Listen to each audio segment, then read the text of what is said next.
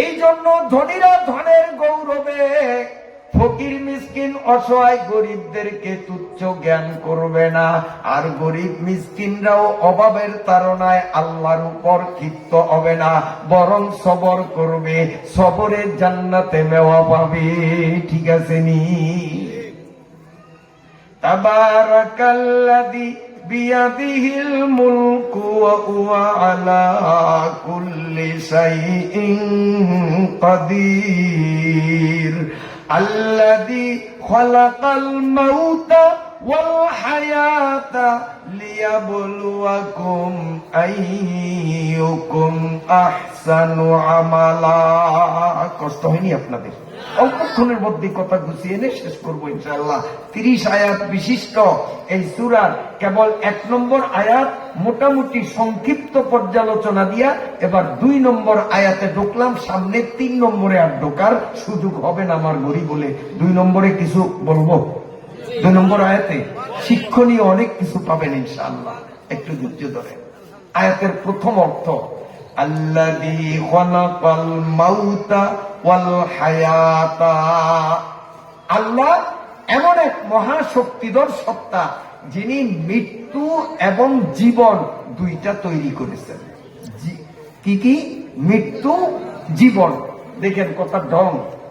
আল্লাযী খালাকাল মাউতা ওয়াল হায়াতা। মাউত মানে মৃত্যু, হায়াত মানে জীবন। যিনি মরণ জীবন সৃষ্টি করেছেন।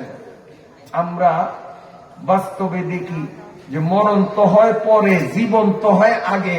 আল্লাহর তো বলার দরকার ছিল আল্লাযী খালাকাল হায়াতা ওয়াল মাউতা। বলে এটা বললে বাস্তবের সাথে মিলতো না?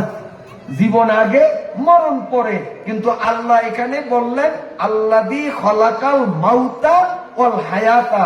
আগে জীবন না আগে মরণ? তাইলে আল্লাহ মনে হয় আমাদের থেকে ভাষাগত দুর্বল। আল্লাহ ভাষা মনে হয় কম বুঝে। আল্লাহ বুঝাইতেছেন, ও দুনিয়ার মানুষ, এখানে মৌত তো তোমরা বুঝছো, মৌত অর্থ মৃত্যু, দেহ থেকে জীবনের যোগাযোগ বিচ্ছিন্ন হওয়া। হায়াত মানে জীবন। এখানে মরণ দ্বারা উদ্দেশ্য হলো দুনিয়ার মরণ, হায়াত দ্বারা উদ্দেশ্য হলো কবর থেকে নিয়ে চিরকালের জীবন। কাজী তোমাদের মৌত আগে হয়, আসল জীবন পরে হয়। দুনিয়ার যেই জীবন আখিরাতের তুলনায় এটা জীবনের কাতারে ভরে না। মৌত দ্বারা দুনিয়ার মৌত, আর হায়াত দ্বারা পরকালের হায়াত। আল্লাহ রাব্বুল আলামিন মৌত আর হায়াত দুইটাকে সৃষ্টি করলেন। কেন? কেন আল্লাহ দুনিয়াতে আমাদেরকে মরণ দেন, চিরকাল হায়াত দিলেন না? আবার মরার পরে আমাদের ফিনিশ না করিয়া, শেষ না করিয়া নতুন একটা জীবন কেন আমাদেরকে দেন? মৌত কসম জায়েগা ফিল ইখতিতামে জিন্দেগি, দর হকীকত মৌত আয়ে সুবহে দাওয়ামে জিন্দেগি। আল্লাহ এই মৌত আর হায়াতটা কেন বানাইলেন? আল্লাহ নিজেই তার সমাধান দেন।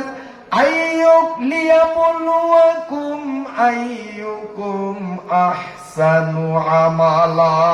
আমি মৌত আর হায়াত, দুনিয়ার মরণ আর মরণের পরে চিরকালের হায়াত, এই মরণ আর জীবন দুইটারে তৈরি করলাম।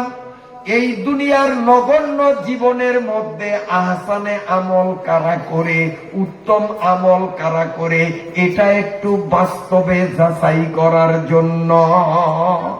লিয়াবলুয়াকুম আইয়ুকুম, এরপরে কি? আহসানু আমালা, আকসারু আমালা কয় নাই। আকসারু আমালা অর্থ কে বেশি আমল করে। আমি মরণ জীবন তৈরি করেছি, কে বেশি বেশি আমল করে আল্লাহ এই কথা বলেন নাই। আল্লাহ আকসারু আমালা না বলিয়া আহসানু আমালা বললেন। যে মৌত আর হায়াত এই দুইটার কথা ভাবিয়া কে উত্তম আমল করে।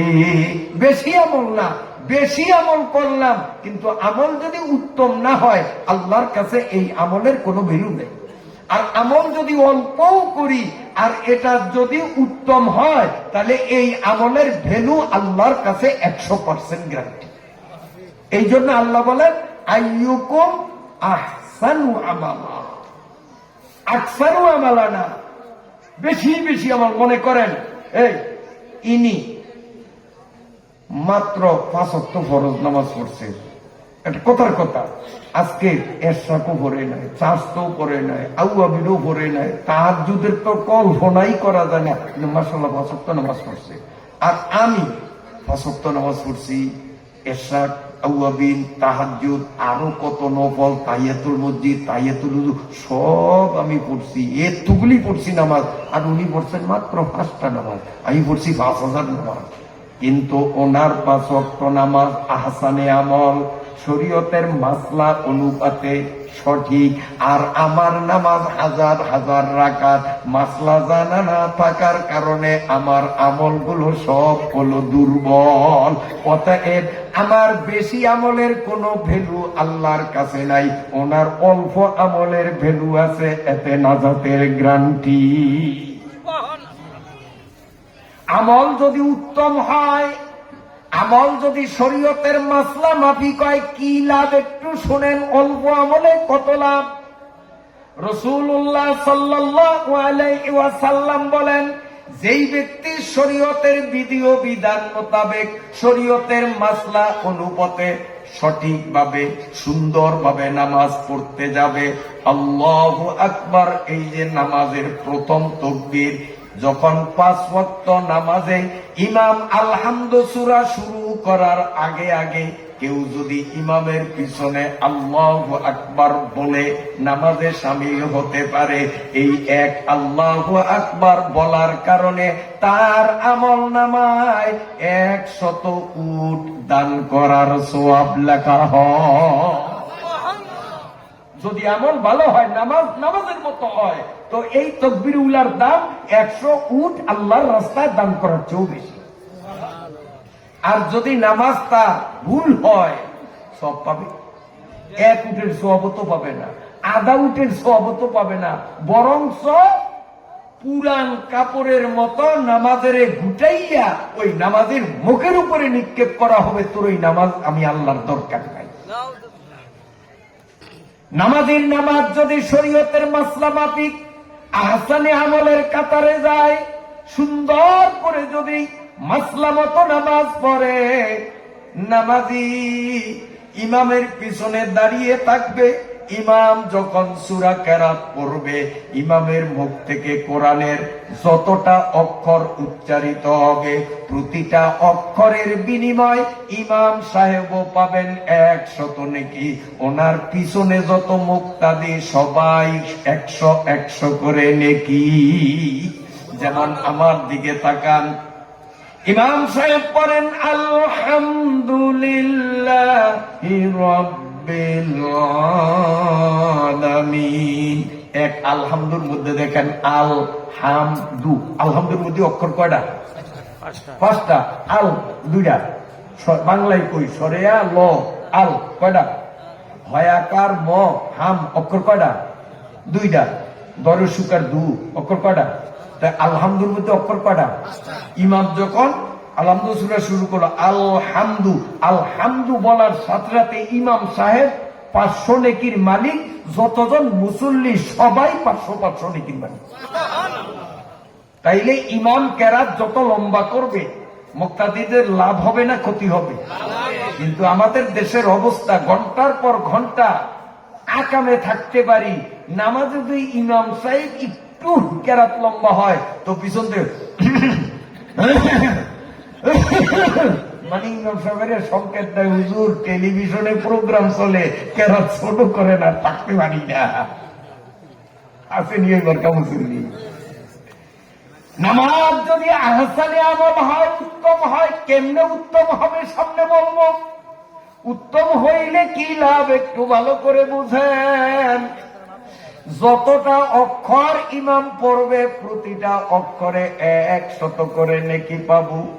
এরপরে কেরাত শেষে আল্লাহু আকবার বলে যখন রুকুতে যাই, আল্লাহু আকবার বলে রুকুতে যাই, হাদিস শরীফের মধ্যে আল্লাহ পাকের নবীর কথা বর্ণনা হয়েছে, কোন মুসলমান নারী পুরুষ জুয়ান বুড়া উস্তাদ ছাত্র হুজুর পাবলিক রিক্সাওয়ালা যে কোনো মুসলমান নামাজের মধ্যে আল্লাহু আকবার বলিয়া রুকুতে ঝুঁকবে, তার শরীরের ওজন সমপরিমাণ স্বর্ণ দান করার সওয়াব তার আমলনামায় দেওয়া হবে।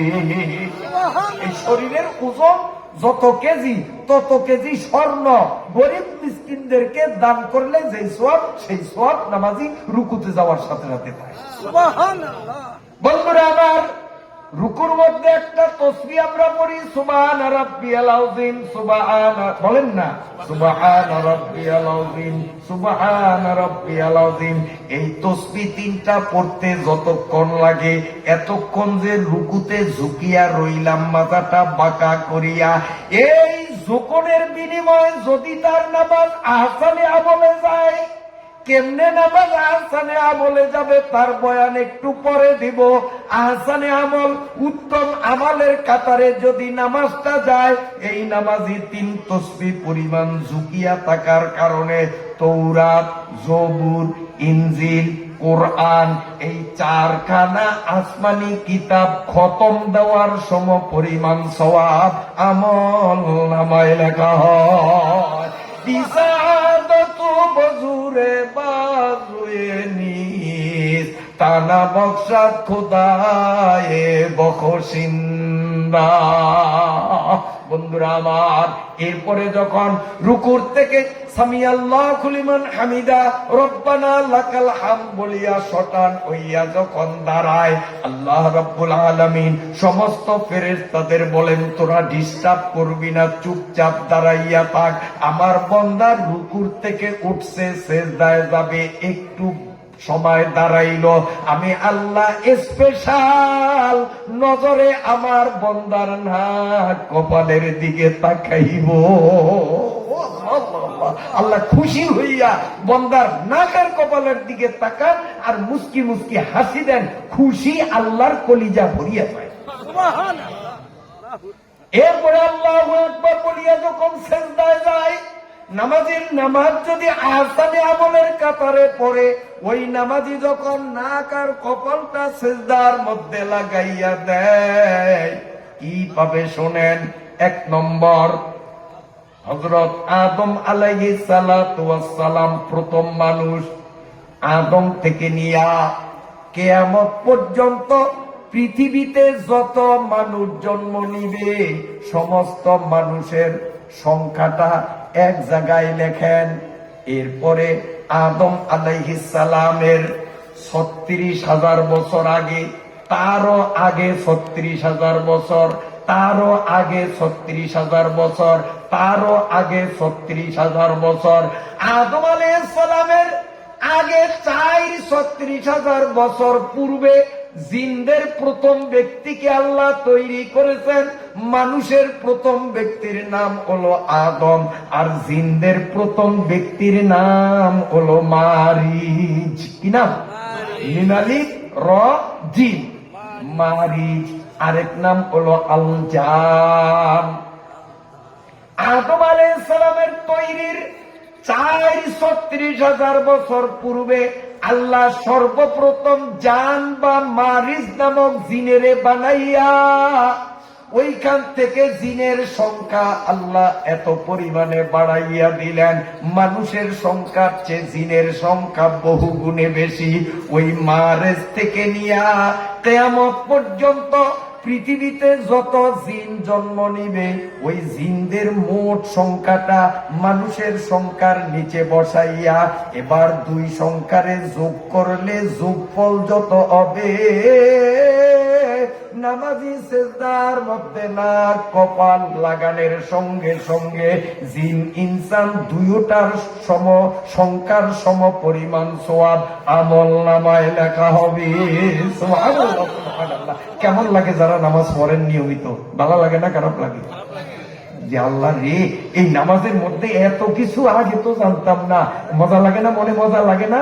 আর যারা নামাজে ত্রুটি করতো, যে যুবকরা বিশেষ করে নামাজ পড়ে না ঠিক মতো, এদের মনের ভিতরে এখন একটা জ্বালা চলতেছে, হায় রে, এই ওয়াজ যদি আরো 20 বছর আগে শুনতাম তো 20 বছর আগে নামাজ ধরতাম, আগে কেন এই ওয়াজটা আমার ভাগ্যে জুটলো না। ওদের মধ্যে একটা জ্বালা তৈরি হয়ে গেছে।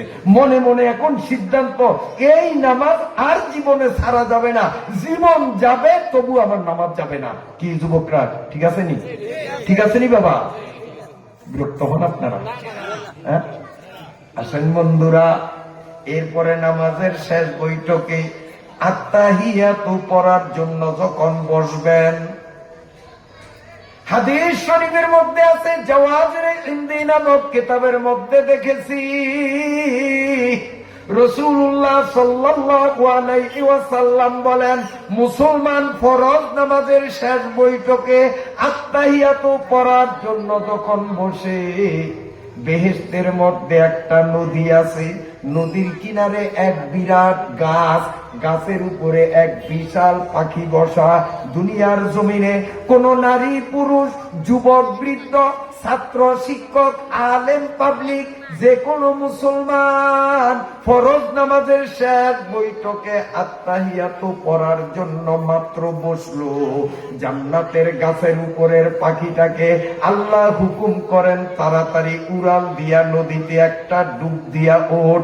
আল্লাহর হুকুমে পাখিটা গাছ থেকে উড়িয়া ওই সাগরের মধ্যে ডুব দিয়া উপরে উঠে। আর পাখিদের স্বভাব, ওরা পানির থেকে যখন ডাঙ্গায় ওঠে তখন তার পশম গুলো এভাবে ঝাড়া দিতে থাকে, পানির ফোঁটা জোরে। মদিনার পয়গম্বর বলেন, আমার উম্মতরা ফরজ নামাজের শেষ বৈঠকে বসবে, আর ওই পাখিটাও সাগরে ডুব দিয়া জান্নাতের সাগরের কিনারে গা ঝাড়া দিলে তার গায়ের থেকে যতটা পানির ফোঁটা ঝরবে, আত্তাহিয়াত শুরু করার আগেই তার আমল নামায় ওই পানির ফোঁটার সংখ্যা বরাবর সওয়াব লেখা হয়। সুবহানাল্লাহ, সুবহানাল্লাহ, সুবহানাল্লাহ। আল্লাহ, আমার ভাইরা বাবাজিরা, হাদিসের মধ্যে আছে হযরত আইয়ুব আলাইহিস সালাম আস্তানে সাবের বাকির মা কুতদা, আস্তানে সাবের বাকির মা কুতদাদ, হামজে ইউনুস লুকমা এ বাহুতদাদ। আপনারা নাম শুনছেন, হযরত আইয়ুব নামে একজন নবী, যার মাথার তালু থেকে পায়ের তালু পর্যন্ত সারা শরীর পচিয়া গেছে, কুটি কুটি পোকা কিলবিল করিতে করিতে আইয়ুব নবীর সমস্ত বস্তুগুলি খায় ফেলাইছে। সারা শরীর পচিয়া গেছে। একটিবার তিনি করেন নয়, সবর করছেন। পোকা সারা শরীর খাইয়া আর শরীরে কিচ্ছু নাই, শুধু জিহ্বা আছে। তিনি এই জিহ্বা দিয়া আল্লাহ আল্লাহর জিকির করতেন। একটা পোকা যখন জিহ্বার গোড়ায় গিয়ে কুট করে কামড় বসিয়ে দিল, হযরতে আইয়ুব নবী বলিয়া চিৎকার দিলে আল্লাহ বলেন, কিরে আইয়ুব, সবর কি শেষ হইয়া গেল, করো কেন? আইয়ুব নবী বলে, মাবুদ, সারা শরীরের মধ্যে সুয়ের মাথা রাখার জায়গাও রইল না, সব পোকায় খাইছে, করি নাই, আমি সবর এখতিয়ার করেছি। ও মাবুদ, জিহ্বার গোড়ায় কামড় দিল, ব্যথা পাইয়া বলি নাই, আমি এই জন্য বললাম। সারা শরীর খাইলেও এই জিহ্বাটা নাড়িয়া নাড়িয়া মালিক তোমার জিকির করতাম। পোকারা যদি আমার জিহ্বাটাও খাইয়া পালায়, আমি তোমার জিকির কেমনে করব? আল্লাহ এই দুঃখ মনে সামাল দিতে পারি নাই, তাই করছি। আল্লাহর পয়গম্বর বলেন, এই আইয়ুব আলাইহিস সালাম এত বড় রোগে পড়িয়া সবর করিয়া তিনি যেই পরিমাণ সওয়াব পাইলেন, তার সবরের সওয়াব গুলো এক জায়গায় লেখেন। একে বর আর্রা বরসার মিকুশাদ, দিগারে রাতাজে বরসার মিনেহাদ। হযরতে জাকারিয়া নবীকে নেতানিয়াহুর পূর্বপুরুষরা নেতানিয়াহু চিনেন না? চিনেন না আপনারা? কি কথা কয় না? না ঘুমাইছে? আর না দেখলেও তো নামে চিনি। বর্তমান জমানার মানুষ রূপী শয়তান। আসলে ভাগ্য মন্দ, ইবলিসিয়া চোরারে কোনোদিন দেখি নাই। যদি ভাগ্য গুণে ইবলিসের দেখতাম তাইলে মনে হয় নেতানিয়াহুরে যেরকম দেখা যায় এইরকমই দেখতাম। কথা বুঝেন না? এখন ইবলিসের চেহারাটা মনে হয় হুবহু নেতানিয়াহুর চেহারাই। এই মানব জাতির কলঙ্ক নরদম নেতানিয়াহুর পূর্বপুরুষ ইহুদিরা আল্লাহর নবী হযরতে জাকারিয়ার মাথার উপর থেকে সারা শরীরটাকে করাতে ফেরে দুটুকরা করেছিল। একেবার আরবার সারমি কোশাদ দিগারে রাতা যে বারসার মিনাত। হযরতে জাকারিয়ার অল বডিটা চিরে দুটুকরা করা হলো। একটুবার উ করলেন না, সবর করলেন। জাকারিয়া নবীর এত কঠিন সবরে যে পরিমাণ সোয়াব পাইলেন, এই সোয়াব গুলো আইয়ুব নবীর সোয়াবের নিচে লেখেন।